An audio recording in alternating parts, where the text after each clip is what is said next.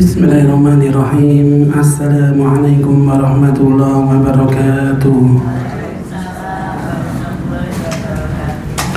Innal hamdalillah nahmaduhu wa nasta'inuhu wa nastaghfiruh wa na'udzu billahi minasy syururi anfusina wa min sayyiati a'malina. Man yahdihillahu fala mudilla lahu wa may yudlil fala hadiya lahu. Asyhadu an la ilaha illallah wahdahu la syarika lahu wa asyhadu anna Muhammadan abduhu wa rasuluhu, amma ba'd. Ma'asyiral muslimin, para ibu-ibu yang dirahmati Allah Subhanahu wa ta'ala. Alhamdulillah, pada kesempatan yang mulia ini Allah Subhanahu wa ta'ala melimpahkan taufik dan juga rahmatnya kepada kita semuanya, di mana pada pagi menjelang siang ini kita masih bisa menjalankan di antara kewajiban kita, yaitu kewajiban untuk senantiasa menuntut ilmu. Kemudian salawat dan salam senantiasa tercurahkan kepada junjungan Nabi kita, Nabi Muhammad sallallahu alaihi wasallam, beserta keluarganya, sahabat-sahabatnya, dan juga orang yang senantiasa meniti jalannya. Ma'asyiral muslimin yang dirahmati Allah Subhanahu wa ta'ala, insyaallah pada kesempatan yang mulia ini kita akan membahas tema yang berkaitan dengan dampak harta haram terhadap pribadi manusia. Dan kita ambilkan intisari dari buku Harta Haram Muamalat Kontemporer, karya dari Al-Ustadz Dr. Erwandi Tarmizi MA Hafizahullahu Ta'ala. Ma'asyiral muslimin yang dirahmati Allah Subhanahu wa ta'ala, ada suatu kisah yang saya miliki. Yang pertama, kisah suatu keluarga, dia memiliki anak laki-laki, dan si anak bisa dikatakan sangat ndablek sekali. Setiap orang tuanya menyuruh seakan-akan dilarang, dan ketika orang tuanya melarang seakan-akan disuruh. Kebalik. Maka sang anak tidak pernah mendengarkan perkataan orang tua, dan ketika si anak disekolahkan, dipondokkan, mesti dikeluarkan. Maka si orang tua merasa capek, merasa lelah, maka orang tua punya inisiatif si anak dititipkan kepada pamannya, agar si paman mendidik si anak, agar si paman mau mengayomi si anak. Dan ketika si anak tinggal bersama pamannya, sifatnya tidak pernah berubah, suka membangkang perkataan dari sang paman. Sang paman pernah memerintahkan si anak untuk sholat ketika adzan dikumandangkan. Maka si anak bukannya dia sholat, dia ambil piring langsung dilemparkan di hadapan sang paman, sehingga sang paman putus asa dari mendidik sang anak. Kisah yang kedua, saya pernah mendapatkan ada teman, dia pernah kerja di bagian riba. Gajinya itu bisa mencapai 20 juta ke atas, tapi dia merasa walaupun gajinya banyak, hidupnya tidak tenang, dan gajinya itu cepat habis dan cepat ludes. Ada saja musibah yang didapati keluarganya, entah anaknya sering sakit, entah istrinya sering sakit, dan ada aja musibah-musibah yang ia alami. Kisah yang pertama, kenapa si anak dia sangat dablek, nggak mau mendengarkan nasihat orang tua, dikarenakan ternyata si bapak si anak dia pekerjaannya suka suap menyuap, sehingga ketika sang bapak memberikan nafkah dari hal yang haram, maka anak akan mendapati sifat yang suka perkara yang haram dan susah untuk dinasihati dan susah untuk diperintahkan untuk beribadah. Dan yang kedua, kenapa teman saya yang gajinya besar sering habis bahkan minus ketika mendapati keluarganya sering mendapatkan musibah, dikarenakan ternyata dia kerja di bagian riba, sehingga setiap nafkah yang diberikan orang tua kepada anak, jika nafkahnya merupakan dari harta yang haram, boleh jadi akan mendatangkan musibah pada suatu saat. Anak susah dinasihati dan anak akan mokong. Sehingga ikhwah, bagaimana trik atau cara agar harta yang kita punya menjadi harta yang berkah? Yang pertama itu adalah harta harus dizakati. Ya, harta harus dizakati. Apa makna zakat?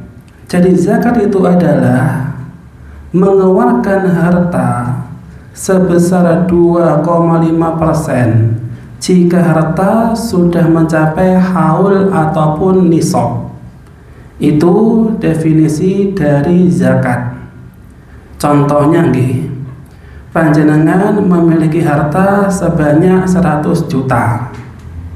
Jika harta panjenengan sudah mencapai nisab, yaitu 100 juta, dan sudah mencapai 1 tahun, maka harta harus dan wajib untuk dikeluarkan zakatnya.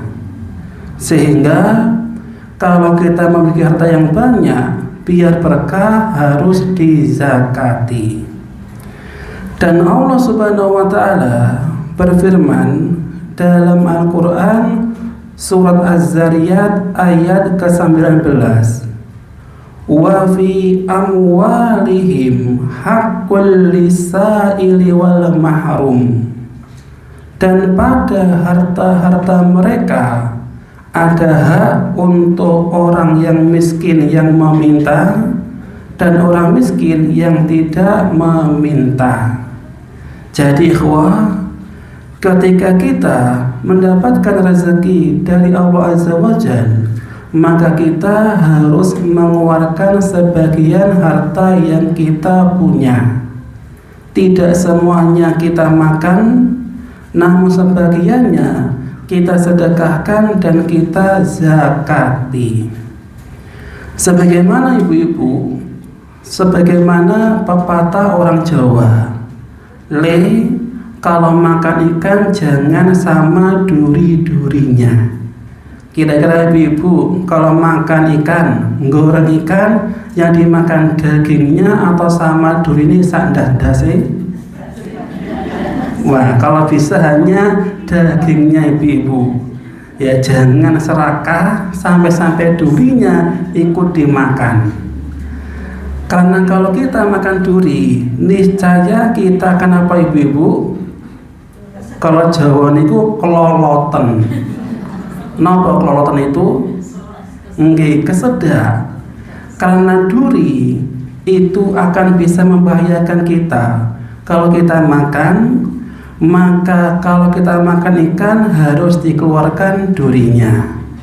Sehingga kalau kita mendapatkan harta nikmat rezeki dari Allah, sebagiannya kita makan, sebagiannya kita hilangkan durinya dengan cara kita zakati.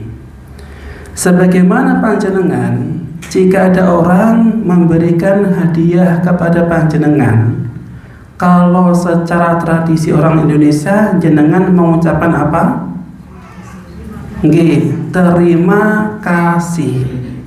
Apa makna terima kasih?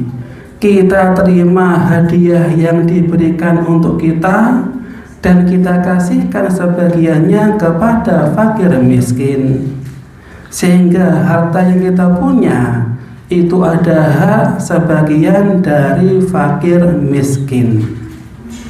Dan kalau kita zakati harta yang kita punya, maka insya Allah harta menjadi berkah dan menjadi bekal di akhirat. Namun di hati manusia, tabiatnya manusia itu biasanya suka dunia ataukah suka akhirat ibu-ibu? Suka dunia. Contohnya begini, panjenengan kalau ke mall, kalau ke pasar, bawa uang 100.000 itu banyak atau sedikit? Sedikit, okay. Cukup untuk beli nasi sama esnya. Belum beli baju, belum beli perhiasan, belum beli sepatu, belum beli yang lainnya. Ini jika kita bawa uang 100.000 ke mall, sangat sedikit.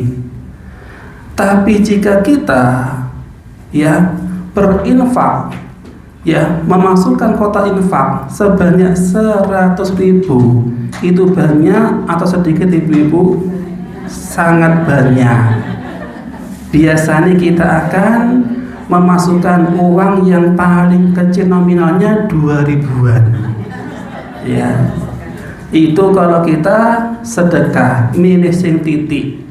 Tapi kalau belonjo ke mall, belonjo ke pasar, walaupun habis ratusan ribu, bahkan jutaan, kita tidak eman-eman. Padahal ibu-ibu, harta yang hakiki kita punya, itu adalah harta yang kita zakati, harta yang kita sedekahi, dan harta yang kita infakkan di jalan Allah. Sebagaimana sabda Nabi sallallahu alaihi wasallam, yajba'ul mayyit thalathah. Mayit ketika diiringi jenazahnya ke pemakaman akan diiringi 3 kelompok. Yajba'uhu ahluhu, yang pertama diiringi keluarganya, wa maluhu, hartanya, dan yang ketiga amaluhu, amal perbuatannya. Dan yang kedua pasti balik lagi ke rumah. Keluarga, harta pasti balik lagi ke rumah. Dan gak ada kisah di Malang istri meninggal, suami ikut tidur di kuburan. Ya, bahkan mungkin boleh jadi besoknya suami leres. Sehingga yang namanya harta, yang namanya keluarga pasti balik lagi ke rumah. Dan yang satu yang bakal menemani di alam kubur, yaitu adalah amal perbuatan saja. Sehingga jika panjenengan sedekah sebanyak 2.000 perak, maka nanti 2.000 yang bakal menemani di alam kubur. Dan 2.000 itu adalah harta yang hakiki jenengan punya. Adapun rumah yang megah, mobil yang mewah. Ketika panjenengan sudah tiada, semuanya menjadi harta warisan dan pindah kepemilikan kepada anak dan juga cucu. Jadi harta yang kita punya itu menjadi harta warisan untuk ahli waris, dan yang hakiki yang kita punya adalah harta yang kita sedekahkan, yang kita zakati, dan yang kita infakkan di jalan Allah. Jadi ini cara yang pertama, harus dizakati. Ini zakat dikeluarkan setahun sekali. Setahun sekali. Dan panjenengan kira-kira pernah nggak mengeluarkan zakat mal ibu-ibu? Loh, kok nggak ada yang jawab? Pernah nggih? Leres. Berupa emas atau tabungan uang. Bisa emas, bisa tabungan. Sehingga jikalau panjenengan memiliki tabungan selama 1 tahun tidak berkurang dari nisab, wajib dikeluarkan zakatnya sebanyak 2,5%. Maka insya Allah kalau harta yang kita zakati kita rutin untuk sedekahkan dan kita zakati, maka harta akan menjadi berkah dan akan membawa kebaikan di dunia ataupun di akhirat. Ini yang pertama, agar harta berkah harus dizakati. Dan yang kedua ibu-ibu, agar harta kita berkah, kita harus memperhatikan kehalalan harta ketika kita bekerja. Harus memperhatikan kehalalan harta ketika kita bekerja. Jangan kita bekerja jika pekerjaannya termasuk di antara perkara yang dilarang Allah. Karena jika kita bekerja dan pekerjaannya termasuk perkara yang dilarang oleh Allah, maka harta tidak berkah dan harta akan membawa kesengsaraan di dunia ataupun di akhirat. Bagaimana ibu-ibu contoh harta tidak berkah? Contohnya begini, ada orang gajinya 20 juta. Banyak atau sedikit ibu-ibu? Banyak.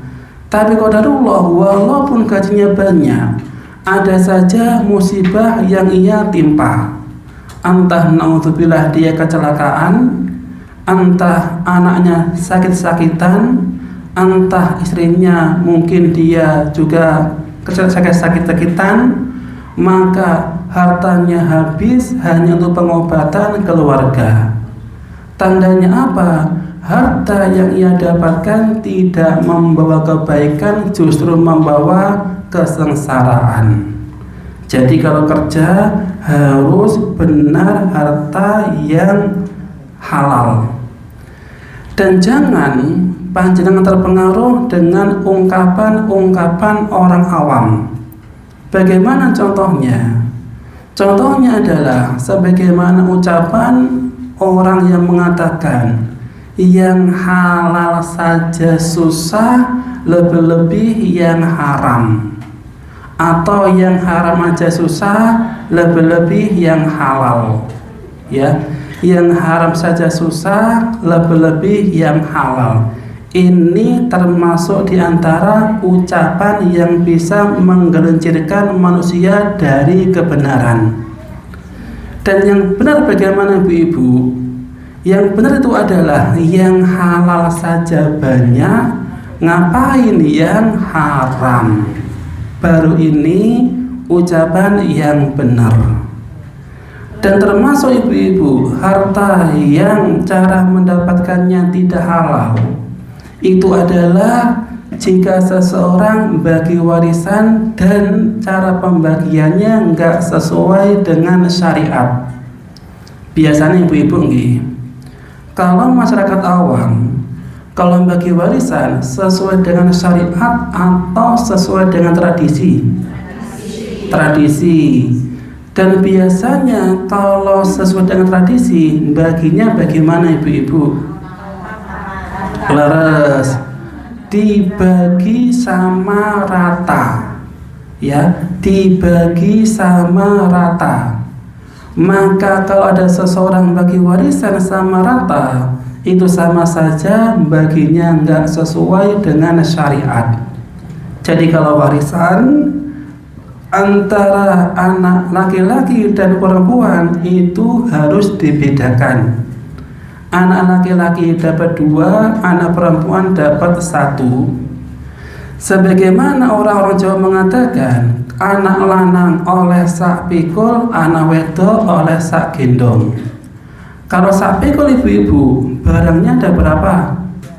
2. Jadi sak pikul ada 2 untuk anak laki-laki, dan sak gendong barangnya 1 untuk anak perempuan.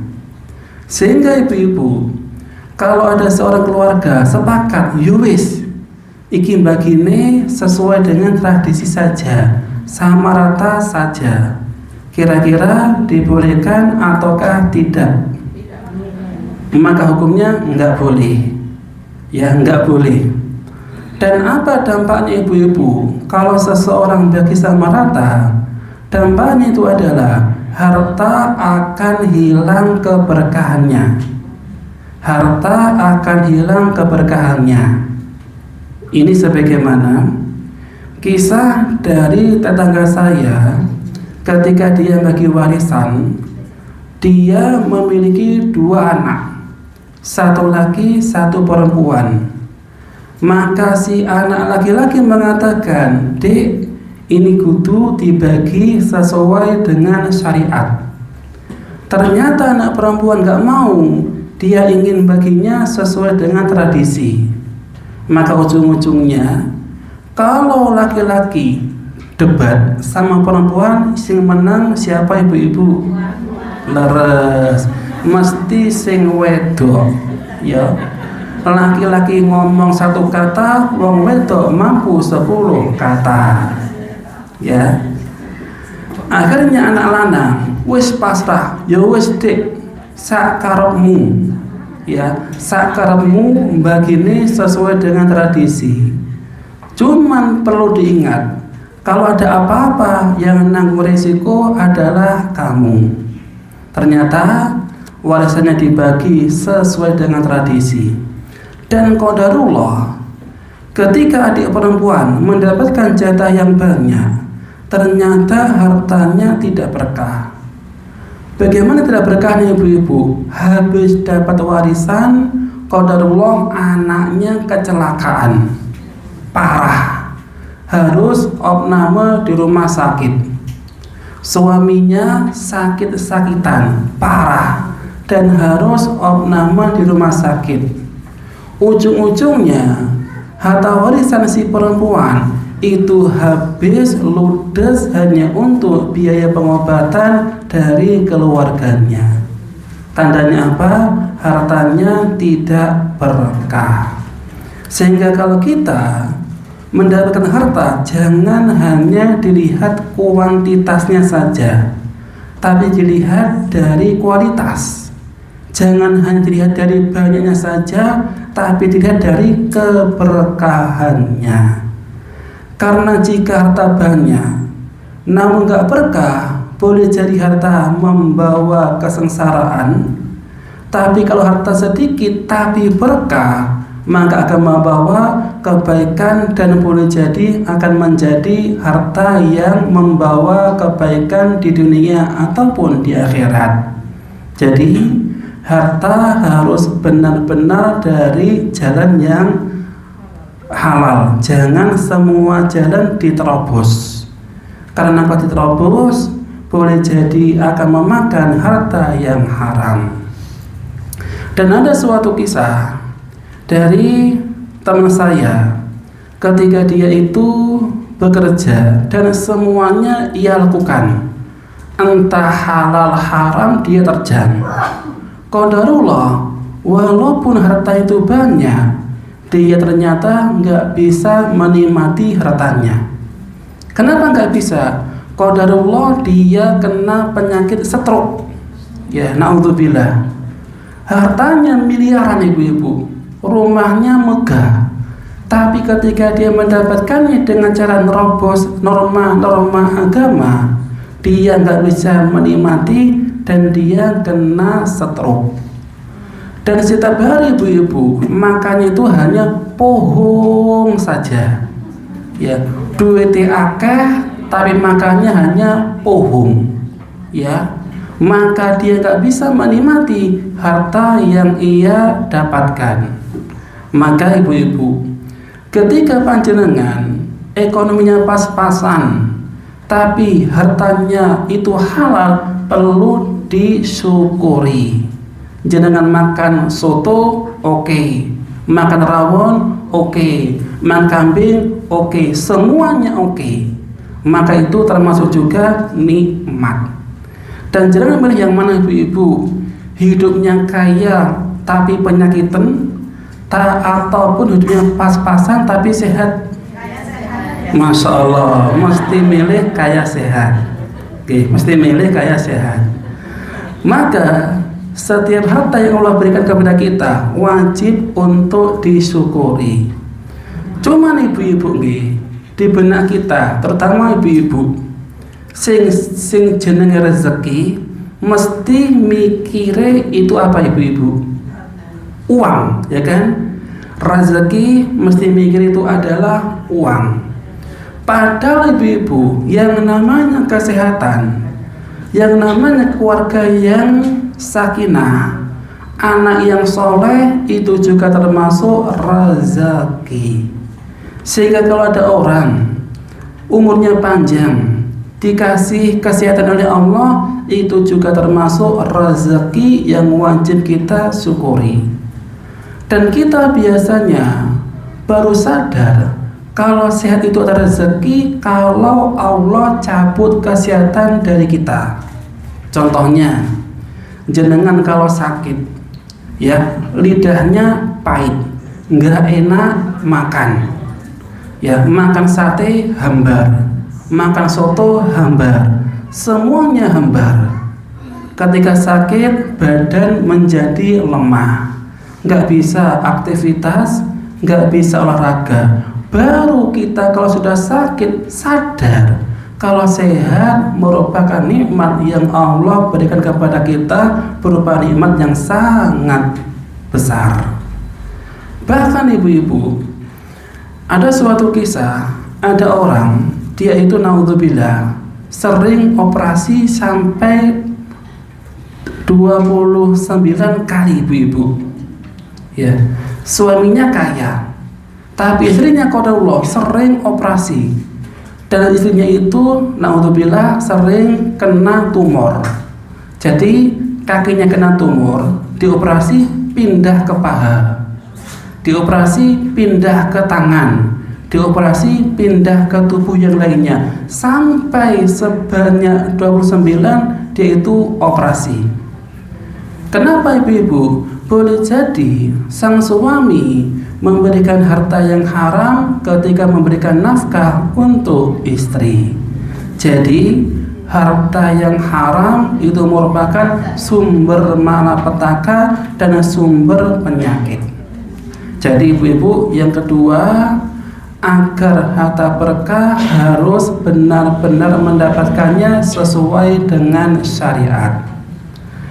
Dan yang ketiga ibu-ibu, harus mensyukuri segala apa yang Allah berikan kepada kita. Harus mensyukuri segala apa yang Allah berikan kepada kita.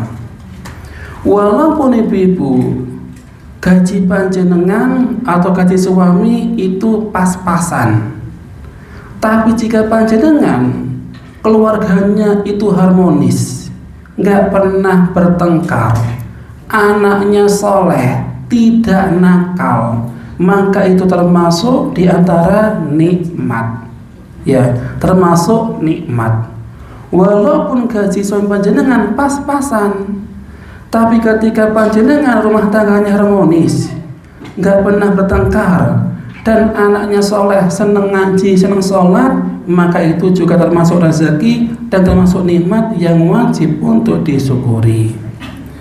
Maka Allah Subhanahu wa taala berfirman, la in syakaratum la azidannakum wa la in kafartum inna adzabi lasyadid. Yang maknanya adalah jika kalian mau bersyukur atas nikmat-nikmatku, akan aku tambahkan, kata Allah, nikmatku atas kalian. Wala in kafartum, namun jika kalian kufur, nggak mau mensyukuri, sesungguhnya azabku sangatlah pedih.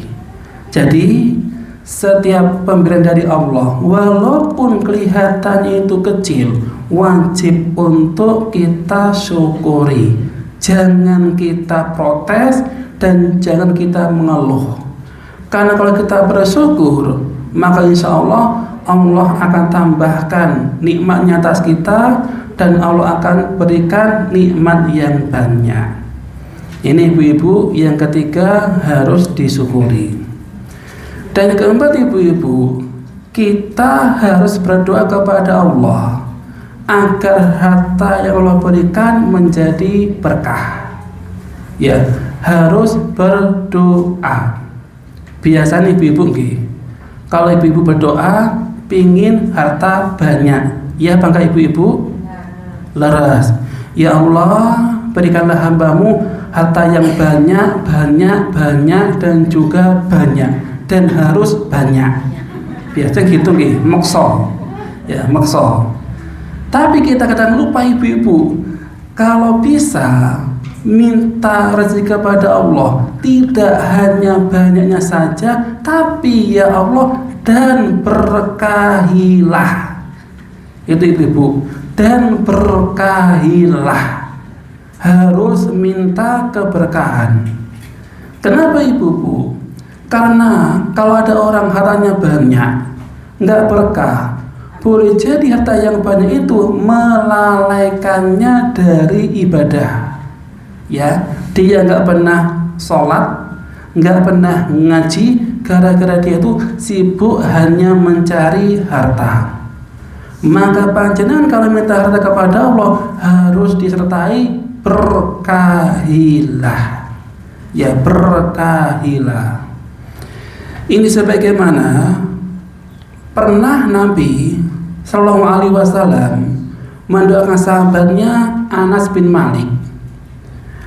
Nabi mengatakan, Allahumma akthir malahu wa waladahu. Ya Allah, perbanyaklah hartanya dan keturunannya. Wa barik lahu fima a'taitahu, dan berkahilah apa yang engkau berikan kepadanya. Jadi ini lafaz doa yang dianjurkan oleh Nabi agar harta banyak dan berkah. Maka habis Nabi mendoakan keberkahan harta Anas bin Malik, nah Anas mengatakan, wallahi demi Allah, hartaku sangat banyak dan aku memiliki keturunan anak dan cucu sampai 100 orang. Ya, ini anak cucunya Anas. Setelah didoakan Nabi biar keturunannya banyak, hartanya banyak, dan Allah memberikan keberkahan pada semuanya. Sehingga panjenengan kalau ingin hartanya banyak, keturunannya banyak, dan keberkahan, jenengan bisa praktekkan doa yang Nabi ajarkan dengan lafaz Allahumma aktsir mali wa waladi wa barik li fima a'taitani. Ini doa ibu-ibu. Allahumma aktsir mali wa waladi wa barik li fima a'taitani. Artinya, ya Allah, perbanyaklah harta hambamu dan perbanyaklah keturunan hambamu, dan berkahilah apa yang engkau berikan kepada hambamu. Hafal nggih? Oh belum. Ya, tak ulangi. Atau kita ibu-ibu baca sama-sama nggih. Allahumma akthir mali. Lagi. Lagi. Wa waladi. Lagi. Lagi. Lagi. Wa barik li fima a'taitani. Wa barik li fima a'taitani. Wa barik li fima a'taitani. Dari awal ibu-ibu, Allahumma akthir mali wa waladi wa barik li fima a'taitani. Monggo sendirian.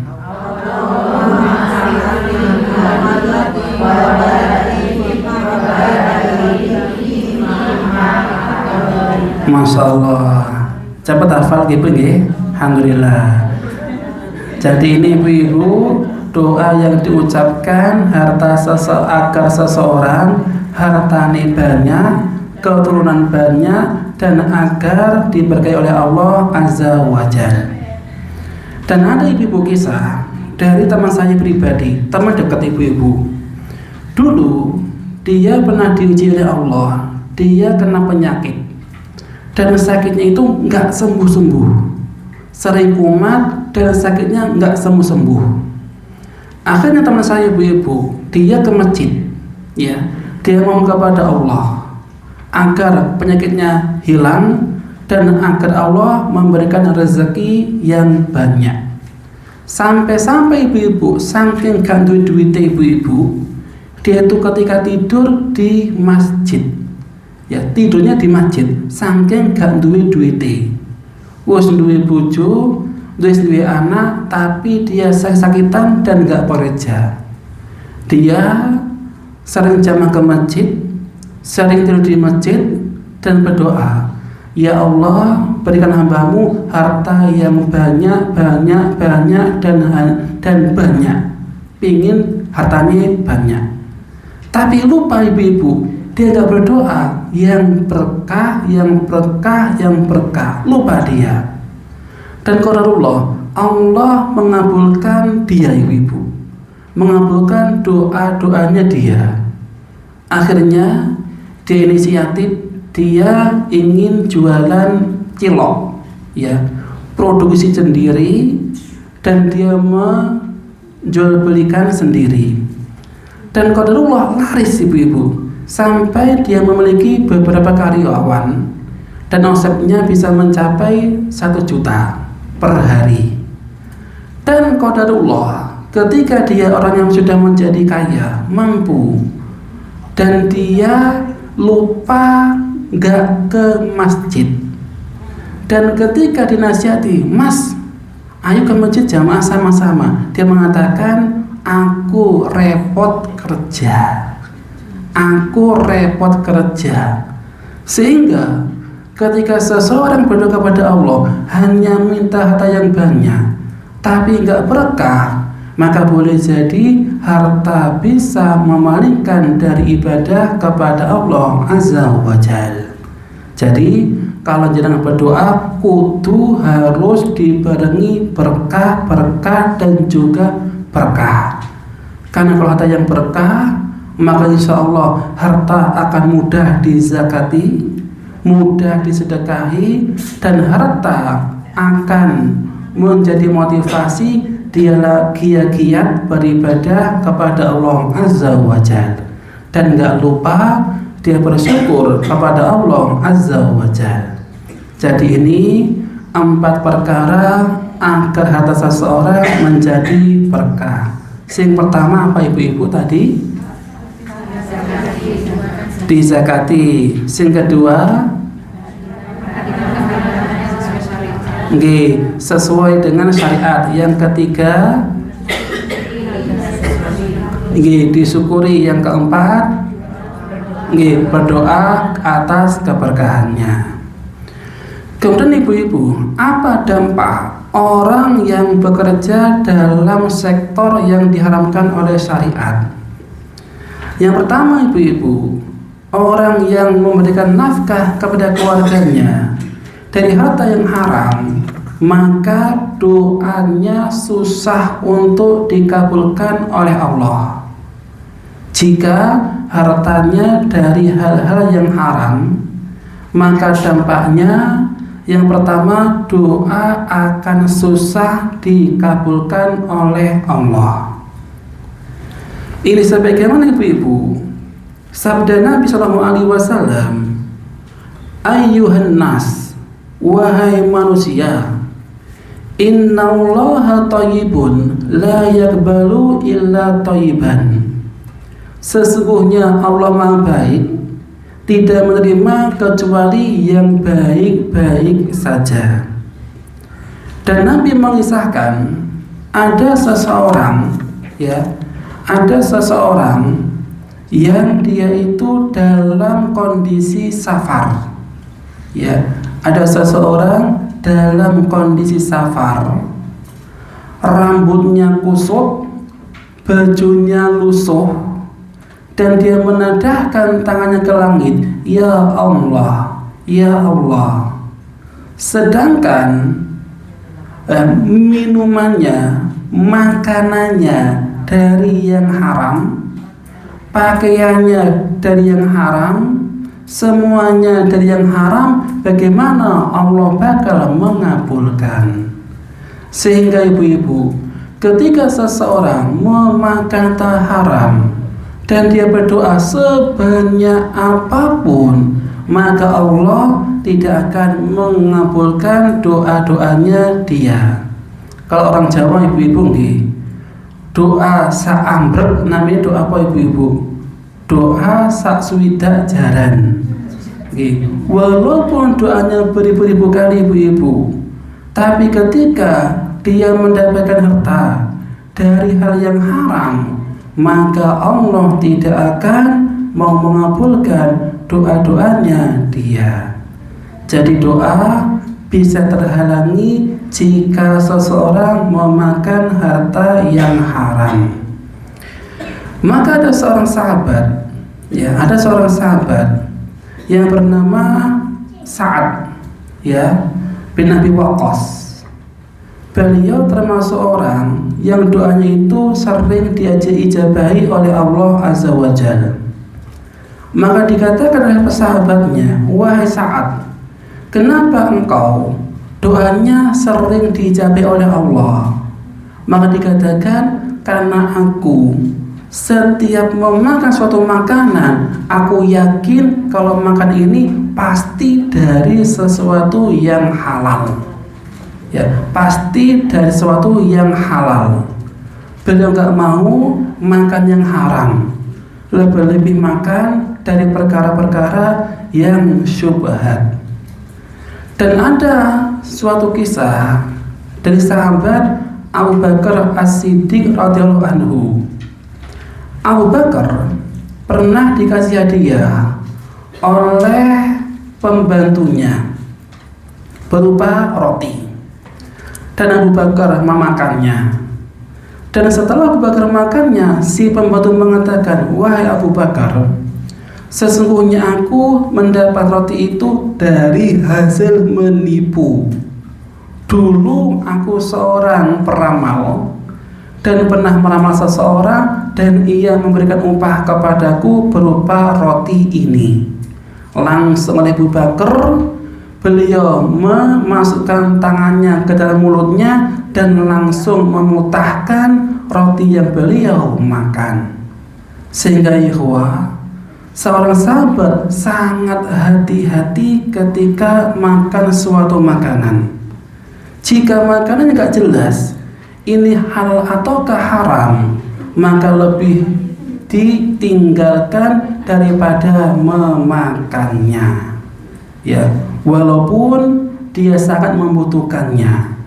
Karena jika seseorang memakan harta yang haram, maka doanya tidak akan dikabulkan oleh Allah Azza wa Jalla. Jadi ini resiko bagi orang yang mengkonsumsi harta yang haram, doa akan susah dikabulkan oleh Allah Azza wa Jalla. Dan yang kedua, ibu-ibu, ya, orang yang makan harta haram maka lebih layak di neraka. Ya, orang yang memakan harta haram lebih layak di neraka. Sebagaimana sabda Nabi sallallahu alaihi wasallam, innahu la yarbu lahmun nabata min suhtin. Sesungguhnya tidaklah tumbuh setiap daging dari makanan yang haram illa kanatin naru aula bihi, kecuali neraka lebih layak untuknya, lebih layak membakar dirinya, dan lebih layak tempat kembali untuk dia. Jadi ini ancaman dari Nabi bagi orang yang mengkonsumsi harta yang haram. Sehingga ibu-ibu, ketika seseorang memasukkan nasi, sesuap nasi, namun dari nasi yang haram, maka ancaman sangat besar. Sehingga seseorang kalau makan, ibu-ibu, itu boleh makan jika terpenuhi dua syarat. Ya, seseorang boleh makan makanan jika memenuhi dua syarat. Yang pertama halal, yang kedua thayyib. Ya, yang pertama harus halal, yang kedua harus thayyib. Sebagaimana firman Allah Ta'ala dalam Al-Quran surat Mu'minun ayat 51, ya ayyuhar rusul, ya, atau juga dalam Al-Quran surah Al-Baqarah, ibu-ibu, ayat 168. Al-Baqarah 168. Ya ayyuhan nas, kulu mimma fil ardi halalan thayyiba. Wahai manusia, makanlah yang halal lagi baik. Wahai manusia, makanlah yang halal lagi baik. Jadi ibu kalau makan harus halal dan harus baik. Apa makna halal, ibu-ibu? Harus didapatkan dari jalan yang sesuai dengan syariat. Nggak boleh mencuri, nggak boleh merampok, nggak boleh korupsi, dan harus dari perkara yang sesuai dengan syariat. Maka ibu-ibu, kalau panjenengan punya suami, kalau bisa ibu-ibu nyenengan nasihati, Pak, saya lebih tahan lapar di dunia dari harta yang halal daripada saya harus ke neraka gara-gara makan yang haram. Kira-kira ibu-ibu pernah nggak ibu nasihati suami seperti itu? Pernah boten? Lah kalau bisa harus ibu-ibu, karena kadang-kadang suami itu dia mencari rezeki yang haram, boleh jadi gara-gara apa, ibu? Karena bojone seneng belanja online. Lah sehingga kalau bojone belanja online, suami sumpah bendina oleh tagihan, maka boleh jadi suaminya dia mencari harta yang haram. Sehingga istri harus menjadi motivasi suami, kalau kerja harus dari pekerjaan yang benar-benar halal. Kalau suami mendapatkan harta yang haram, maka istri harus menasihati, saya lebih tahan lapar di dunia daripada saya harus merasakan panasnya api neraka. Jadi suami harus mendapatkan motivasi dari keluarganya. Ini halal ibu-ibu. Tapi kalau baik, apa makna baik ibu-ibu? Baik itu maknanya adalah jika makanannya tidak membahayakan bagi kesehatan. Contohnya ibu-ibu, kalau panjenengan kemarin masak sayur lodeh, jenengan lupa nggak dipanaskan sampai keesokan harinya, maka lodeh tetap bisa dimakan atau nggak bisa dimakan ibu-ibu? Nggak bisa. Maka jika nggak bisa dimakan, lodeh di sini halal atau tidak baik? Tapi halal atau tidak? Leres. Lodehnya itu halal karena lodeh milik panjenengan, tapi tidak baik. Kenapa nggak baik? Karena kalau dimakan boleh jadi akan membahayakan kesehatan bagi yang memakannya. Jadi ini syarat seseorang makan harus halal dan juga harus baik. Ini yang kedua ibu-ibu. Jadi makan yang haram maka mendapat ancaman berupa api neraka. Dan yang ketiga ibu-ibu, makanan yang halal, yang halal akan mendorong seseorang melakukan kebaikan.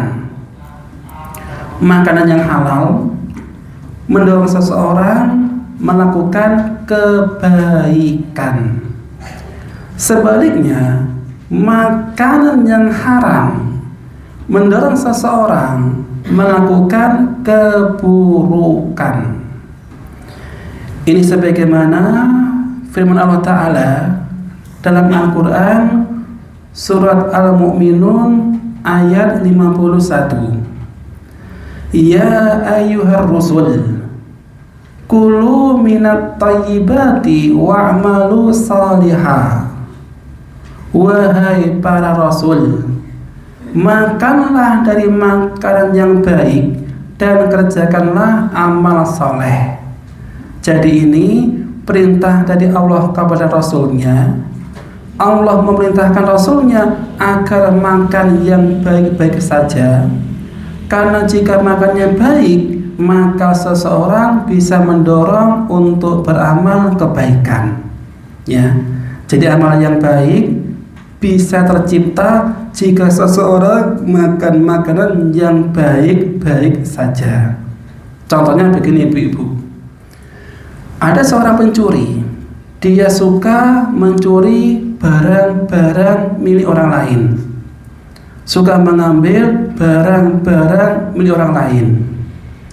Suatu ketika si pencuri jam 2 malam dia bangun. Si pencuri jam 2 malam bangun. Kira-kira ibu-ibu, si pencuri bakal tahajudan mboten? Mboten. Kenapa? Maka si pencuri ketika bermalam boleh jadi akan mentargetkan rumah mana yang bakal dicuri. Sehingga seorang pencuri yang suka mencuri, pikirannya hanya bagaimana dia bisa mencuri barang-barang milik orang lain. Jadi orang yang mendapatkan harta dari mencuri, pikirannya pasti akan mencuri lagi. Tapi sebaliknya, jika seseorang mendapatkan harta dari yang halal, ketika bangun malam, maka dia akan qiyamul lail dan akan beribadah kepada Allah Azza wa Jalla. Ini ibu-ibu konsekuensi yang ketiga seseorang memakan harta yang haram. Yang pertama, apa ibu-ibu konsekuensinya? Doanya susah untuk dikabulkan. Yang kedua, yang ketiga,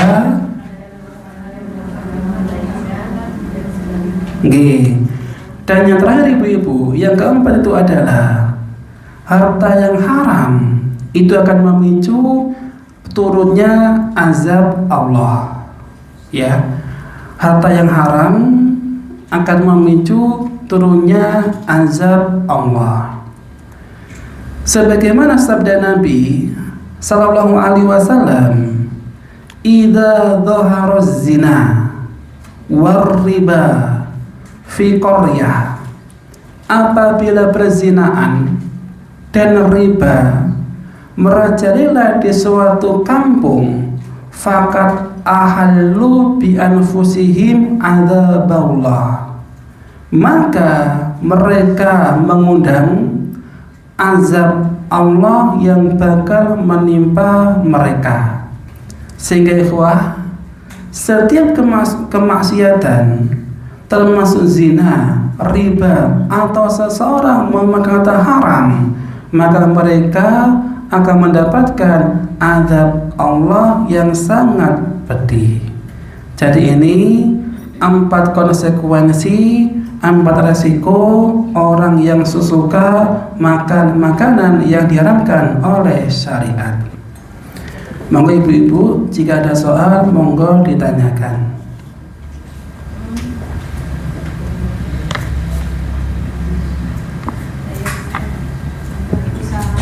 Nggih. Nggih, waalaikumsalam warahmatullahi wabarakatuh. Monggo. Bagaimana Ustaz jika ada satu keluarga, dia waktu itu masih kecil, sekarang udah dewasa, masih kecil itu orang tuanya itu ternyata memberikan harta haram. Itu seperti apa itu? Setelah dia dewasa itu baru tahu kalau ternyata orang tuanya itu ya seorang penjudi. Dulu zaman dulu itu apa, penjudi sawung ayam gitu. Ya. Nah itu terus gimana setelah anaknya ini dewasa dan baru tahu kalau di tubuhnya itu ternyata ada bagian harta haram itu tadi, itu gimana cara membersihkan? Laras, ya. Terima kasih Ustaz. Nggih. Waalaikumsalam warahmatullahi wabarakatuh. Jadi ikhwah, ada soal. Ketika ada seseorang memiliki orang tua, qadarullah orang tuanya ini profesinya suka perkara yang haram, suka judi, dan suka mendapatkan harta dari hal-hal yang haram. Kemudian orang tua dia memberikan nafkah anaknya dari sesuatu yang haram, maka bagaimana si anak agar terbebas dari siksaan dan agar anak bersih jiwanya, hatinya, dan juga badannya dari hal-hal yang haram? Yang pertama, ketika seseorang bertaubat dari hal-hal yang haram, maka dia akan dihilangkan dosa-dosanya oleh Allah jika dia benar-benar bertaubat. Apa makna bertaubat? Maknanya adalah dia menyesali perbuatannya, dia beritikad tidak akan mengulangi perbuatan yang sama, ya, menyesali dan beritikad tidak mengulangi perbuatan yang sama. Maka ketika dia benar-benar bertaubat, taubat yang nasuha, maka insya Allah Allah akan mengampuni dosa-dosanya. Sebagaimana sabda Nabi sallallahu alaihi wasallam, dalam hadis qudsi kata Allah, "Ya bani Adam, wahai manusia, lau ataitani bi qurabil ardi khataya, thumma lakitani la tusyriku bi syai'an, la ataituha bi qurabiha maghfiratan." Wahai manusia, seumpamanya kalian membawa dosa kepadaku sebanyak bumi dan seisinya, dan kalian bertaubat dan tidak menyekutukanku, maka niscaya aku bawakan ampunan satu bumi dan seutuhnya. Jadi ini janji Allah Azza wa Jalla. Ketika ada seorang bertaubat dari hal-hal yang haram, maka Allah pasti akan mengampuni dosa-dosanya. Ini yang pertama, harus benar-benar bertaubat. Yang kedua itu apa? Harus memperbanyak istighfar. Harus banyak istighfar. Sebagaimana istighfar yang dicontohkan oleh Nabi Sallallahu Alaihi Wasallam, yang lafadznya Astaghfirullahaladzim, alladzi la ilaha illa huwal hayyul qayyum wa atubu ilaih. Jenengan memperbanyak istighfar dengan lafaz ini dengan tujuan agar Allah mau mengampuni dosa-dosa yang kita punya.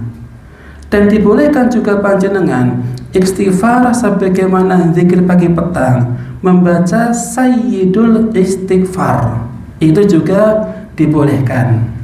Ini yang kedua, jenengan memperbanyak istighfar. Dan yang ketiga, panjenengan memperbanyak amal kebaikan, termasuk sedekah.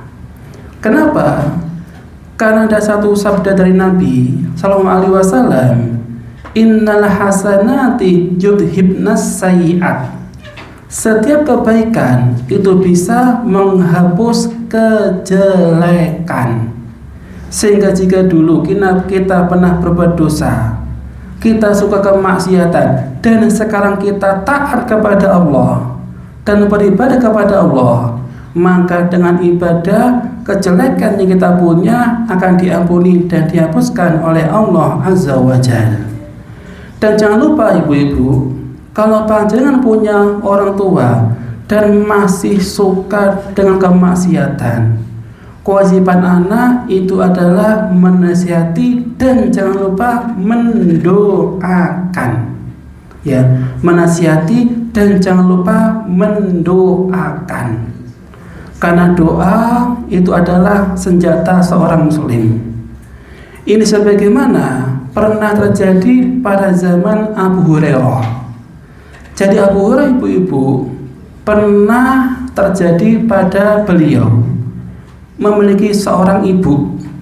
Jadi Abu Hurairah pernah memiliki seorang ibu. Dan Abu Hurairah senantiasa mendakwai ibunya, karena ibunya nggak mau masuk Islam. Tetap Abu Hurairah mendakwai dan Abu Hurairah mendoakan ibunya.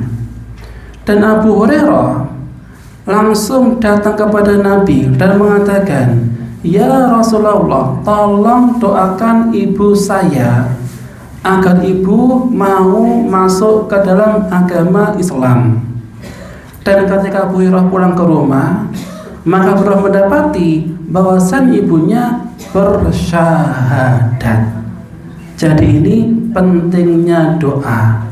Jadi ketika lisan kita, ketika menasihati orang tua sudah tidak mempan, maka senjata terakhir itu adalah kita mendoakan untuk kebaikan kedua orang tua.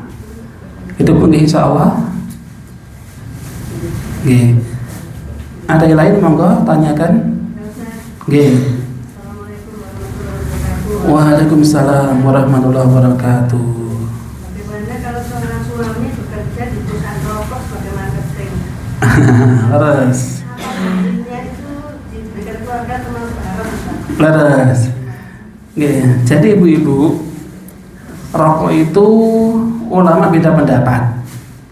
Ada yang mengatakan rokok hukumnya adalah haram, ada yang mengatakan hukumnya adalah makruh, dan ada yang mengatakan hukumnya adalah mubah. Ya. Mana ibu-ibu yang paling kuat? Haram, makruh, atau mubah? Sekarang kita telusuri alasan-alasan ulama kenapa mengatakan haram, makruh, atau mubah. Yang pertama ibu-ibu, mubah. Kenapa mubah? Karena rokok itu dari herbal. Nggih mboten ibu-ibu? Dari tembakau sama cengkeh. Nggih mboten? Nggih. Dan herbal mubah atau haram? Mubah. Sehingga sebagian ulama mengatakan itu adalah mubah. Yang kedua, kenapa makruh? Makruh karena merokok itu membuat bau mulut tidak sedap.